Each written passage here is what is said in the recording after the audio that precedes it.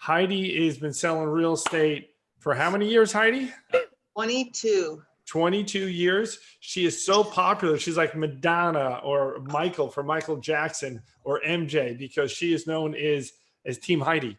Okay, she has a very successful team. They sold over 4,000 homes. Think about that, guys. Over 4,000 homes. That is amazing. She's been a good friend the last couple of years. She's always been someone I respected in the business. And you're going to learn so much from her today. I am grateful to have her in my organization and grateful that she's one of our coaches. So Heidi, you're going to tell everyone the steps on how to form a team and how to run a team successfully. So the microphone is yours. And Nick, I want to make sure you make Heidi the administrator of this call because she has some stuff she wants to download. I want to share my screen. Yep. Good morning, Bill. Thank you very much. I know most of you on the call, but I just want to ask, how many of you are teams and how many are individuals? Like you can just raise your hand, I can see. Team. So how many are teams?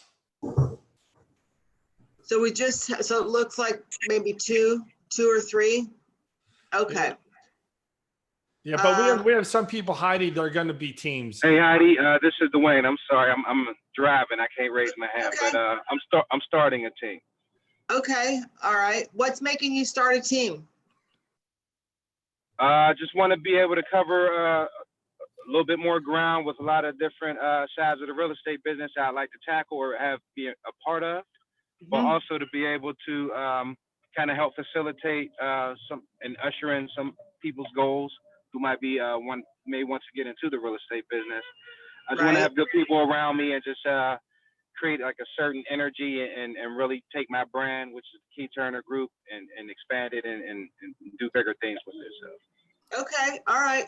Well, you know, when I started a team, I really didn't know what I was doing because 20 years ago, there weren't a lot of teams. I mean, I worked for Remax and I remember asking two guys there, just because they'd been in business longer than me, hey, what should I do? And they didn't give me really good advice, but their advice got me off the ground. So, but people always ask me, you know, what comes first, the buyer's agent or the assistant? You know, what do you do here? How do you start this team? So for me, like I was worried, how was I going to pay the assistant? So I thought I should get the buyer's agent and that would fuel, you know, that would bring some income. So what I did is I was speaking in front of a group of realtors and someone said, well, you know, you're there in front of 400 agents, just say it in front of everyone that you need a buyer's agent, maybe you'll get one. So I did. In front of the room, I just got up there and, you know, I was on this panel and I said, hey, I'm looking for a buyer's agent. Afterwards, a girl came up to me. She had been in the business for 4 months. She had never had a transaction, but she was young and she wanted to learn. And so I wanted to know how hungry she really was.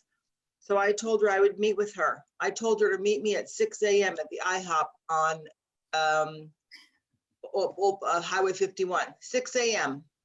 I wanted to see if she'd come and she was there. And that's how I knew. I said, okay, she's who, you know, this is going to work because I didn't want someone right in the beginning to start making excuses. Oh, that's too early. I can't get, you know, so I like that she was willing to show up. So, you know, I didn't really know what I was doing yet. So she started getting busy. Okay. And then as she got busy, I thought, oh my God, I got to get more people. I got to do something here. All right. I went to different seminars. I went to things like Star Power, which is no longer around, but you know, you can find different groups that are all about teams, like this one, for example, like EXP or Bill's group here. I mean, we are all a team in a sense. You know, we're like, I don't know who your sponsor is, but mine is Bill. So I'm kind of like on Bill's team. You know, that can be a team, or you can have a team that you want to manage, like I manage my team. Okay. So when I brought her on, I didn't really have a training in place. I just told her name was Marika Kaligarakis.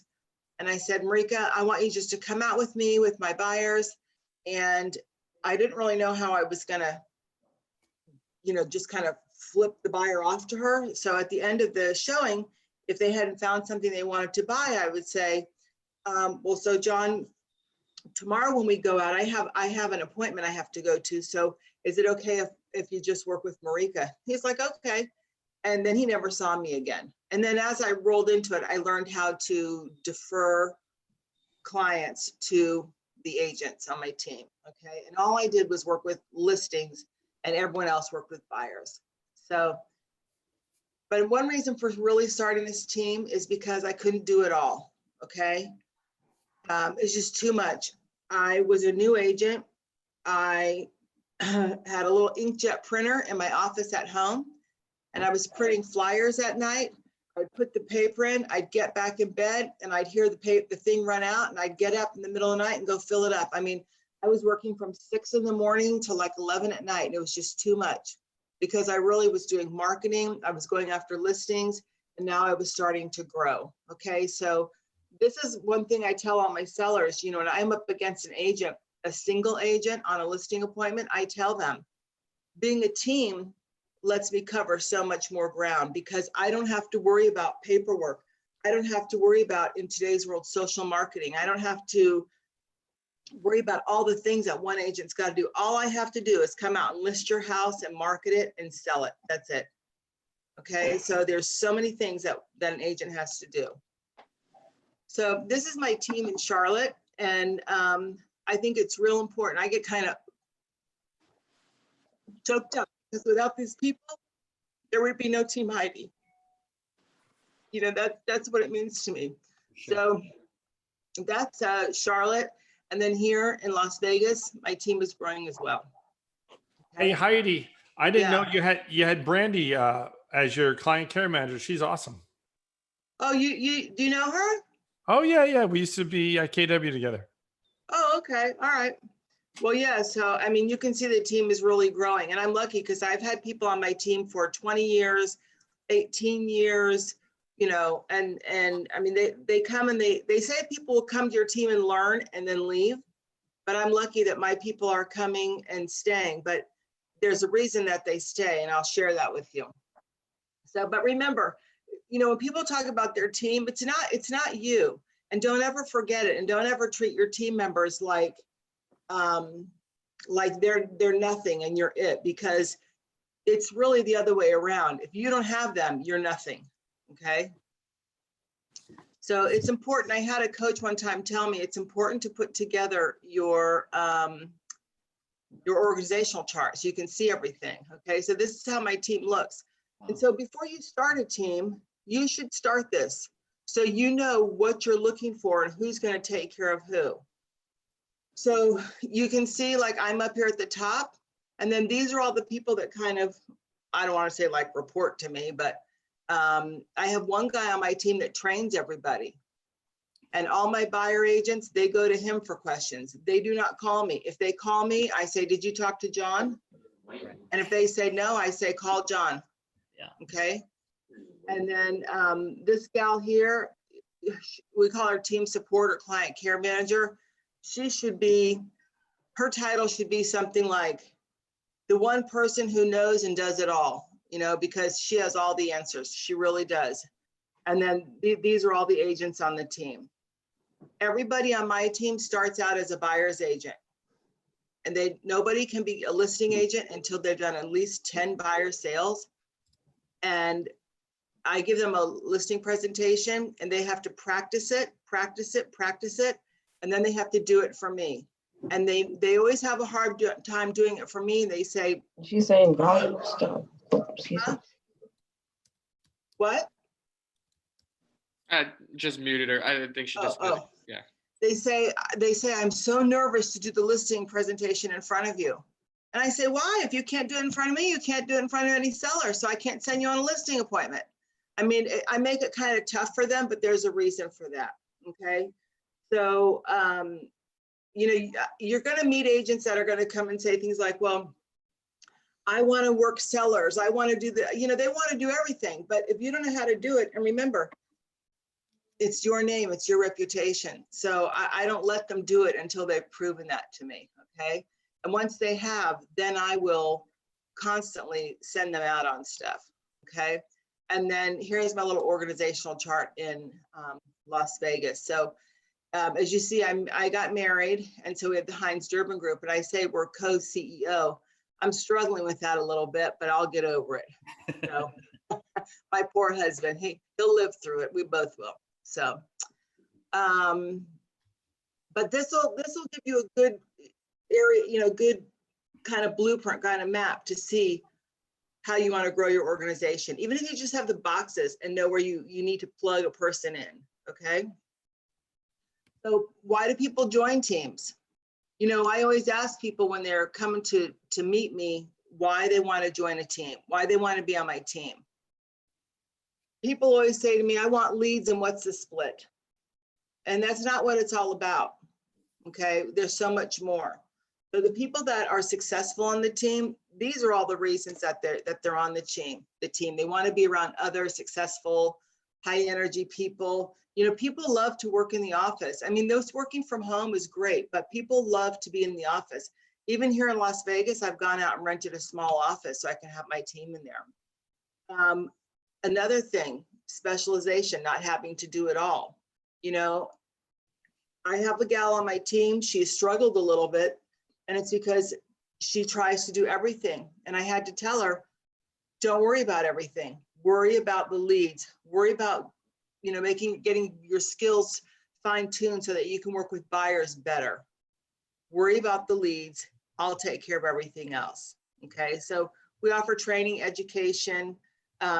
I want everyone to make money. If they're not making money, nothing's fun. Okay, I mean, it's stressful.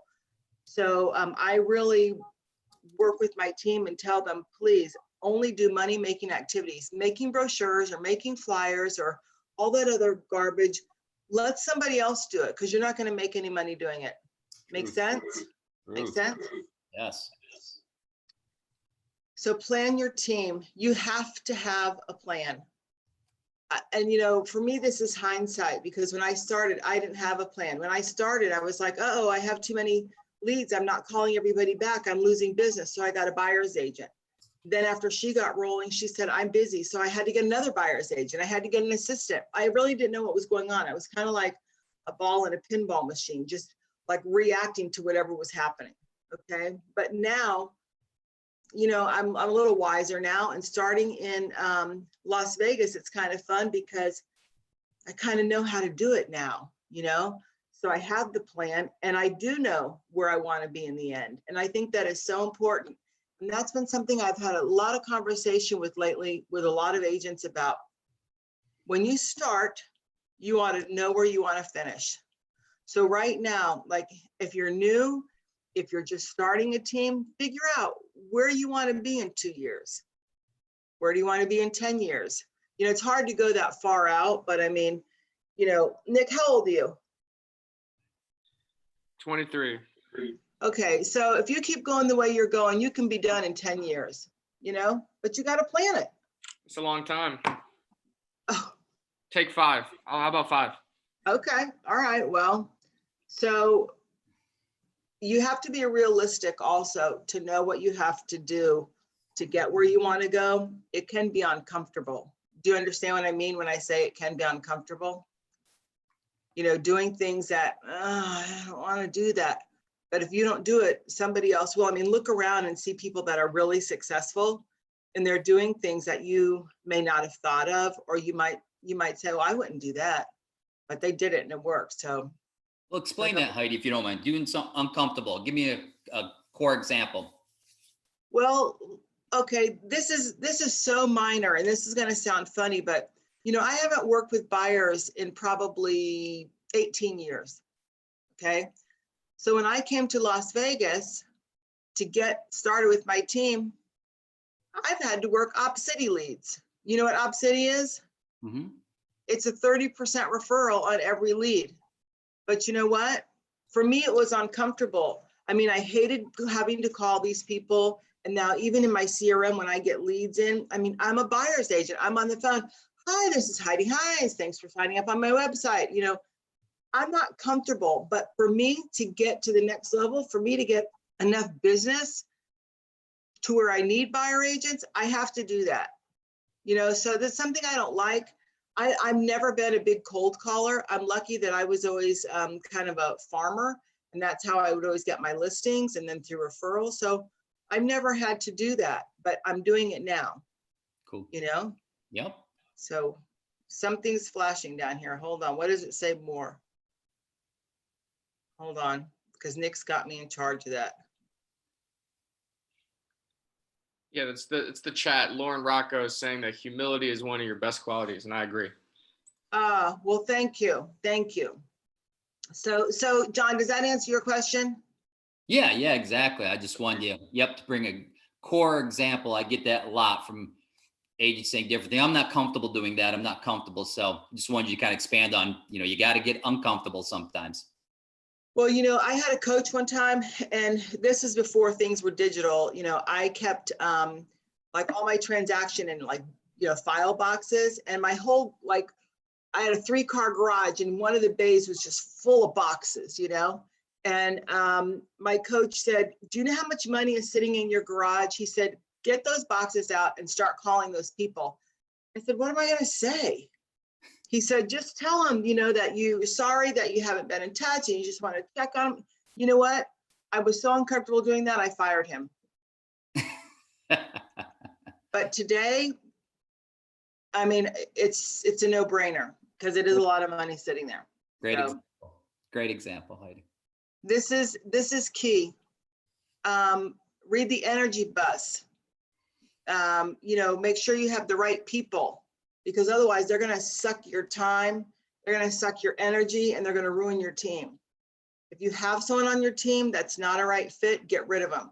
I saw on Lab Coats or something the other day, somebody said, when do you know to get rid of somebody? I typed back, the first time you think about it. Because if you don't, you start justifying it. So, I had a coach that said, when you interview an agent, ask the agent. Don't sit there and tell the agent what you can do for them. Don't sell yourself to them. Interview the agent and say, what can you do for me? What can you bring to my party? Why should I have you on my team? Okay. And I always want to make sure that they're team players. If all they do is ask you about the commission, about the split, let them go. Because the greedy ones won't make it. They won't make it on your team, and they won't make it as a single agent anyways. Okay. And you have to have people that want to go to the next level, that want to succeed. I can't see her now because my screen is different, but I think Jennifer Stafford's on the call, and she's a new agent on my team. And I mean, she's like a sponge. She just sucks up everything. She never complains. She's a team player, and she wants to be successful, and she's looking forward to that. So, but you get people on your team like that, and it breeds. Cancer spreads, so does the positivity. It spreads, and everybody just seems to encourage each other, and everybody does great. Okay. So it's really, really important who you hire. You heard the expression, slow to hire, quick to fire. Yeah. It's true. So I've got something to fill in if you like. Yeah. This week, I think it was 2 days ago on Inman, they had 5 items with letters written out, giving you examples on how to do it. So for instance, you've been out of contact with people for a while, how to get back in contact with them, but they're already written and they were on Inman. And hopefully everyone here knows that if you're a member of our MLS, Inman is free. Well, I'm going to go get those because that's huge, because we've all forgotten some people. We all can use those. So this is one of the most favorite parts about my team. I love when I get to do this. So I have taken my team, my whole team and their spouses on a cruise before. We had a ball, and it's for production awards. It's not just because I have extra money lying around, because I don't. But when something happens good, I want to reward them. And it's important to do that because they're spending a lot of time with the team, with their real estate, and they're taking time away from their family and from their life. And it's all in your name. And so you need to reward them. We have like a group text with my team, And I tell them when good things happen, or even when bad things happen, put the text out there. And when somebody texts and says, I went on a listing appointment and I beat 5 people, or, you know, it's funny, Jennifer went on a listing appointment in Highland Creek, and she went up against some pretty big agents that live in the neighborhood. And she texts after and she goes, I beat somebody called the Ramseys. She had no idea what that, oh, Bill, you know. And I started laughing, you know, and I texted her, I said, that is awesome. But you see, everybody gets on the text and starts, you know, encouraging people and telling them what a good job that they're doing. And so, I mean, she had no idea who she beat. She beat a pretty big agent. So, you know, rewarding people is huge because that will keep them motivated. In February, I'm taking 3 of my team members and their spouses to Mexico for the Brent Gove thing. We were supposed to go on a cruise for their production in last August, but with COVID, we couldn't go. We moved it to September. We couldn't go. So now I said, how about we go to Mexico? And they said, see. So we're going. Okay. So anyways. Yeah. Christina has a question. It says, how do you handle a team member that doesn't have the confidence to engage with people? A lot of babysitting. You know, I have agents that come to the team and they don't want to make a phone call in front of anybody. And so again, making someone do something that's uncomfortable. I just have them sit down with me or with John, my trainer, and say, call these people. And they go, right here? Yeah, right here. You know, you have to help them build the confidence. And, you know, when they do things that are good, you have to tell them. But when they do things that are wrong, I don't want to say wrong, but not the most beneficial way, you want to tell them in a diplomatic way. I mean, if you're constantly telling somebody, oh my God, that's, you know, that's not right, blah, blah, blah, you know, they're going to feel bad about themselves, going to make them feel worse. So I try to build people up, you know, and just try to tell them in a nice way that's not the way to do it. Okay. But if I have to always be telling them that the way they're doing it is not the right way, then I'm not doing a good job of training them. Does that make sense? So Sylvia, do you have a specific person on your team or a specific scenario of someone that is not confident? That was actually a question posed by Christina. Christina, can you open your mic? I'm open. So I have a person that I have 2 people that I sponsor. And, you know, they are just so afraid that they are going to make a mistake, whether that's contract or saying something incorrectly. And so I keep trying to express to them that one thing about real estate, it is a hands-on learning experience, and that everybody's going to make a mistake somewhere along the way. But the difference is we're all with EXP is that we have such a support team with EXP, and that, you know, you just got to keep doing the trainings and, you know, doing the trainings and listening to other people call. But they are just so afraid that they're going to make a mistake. And I said, we all have made mistakes. We just try to make sure that it's not devastating. But you have a team of people that you can call, or even if you say, hey, I got somebody, can you go with me? But it's even, they're scared to even get to that point to say, hey, I got a person, what now? They're not even at that For what? point. A person to bring to EXP, or a person meaning a buyer and seller? No, if they had, like, they're so afraid of talking to buyers or sellers. Well, you know what you ought to do? You ought to practice scripts and dialogues with them. Yeah. Okay. I mean, listen, I don't care who you talk to. You can talk to a $50,000 buyer, or you can talk to a $2 million buyer. They're basically going to ask you the same questions. Right. You go on a listing appointment, I don't care the price of the house. They're going to ask you the same things. I wish I could go in there and just tell them, just sign the paperwork and let me take care of everything, because everything's going to be okay. Everything's going to be the same. Don't ask me all those questions. But, you know, if you do some scripts and dialogues and you practice, and if you let them sit with you while you make phone calls, like what I do with my team sometimes is, and we have it this Wednesday, we all dial in on Zoom. So everybody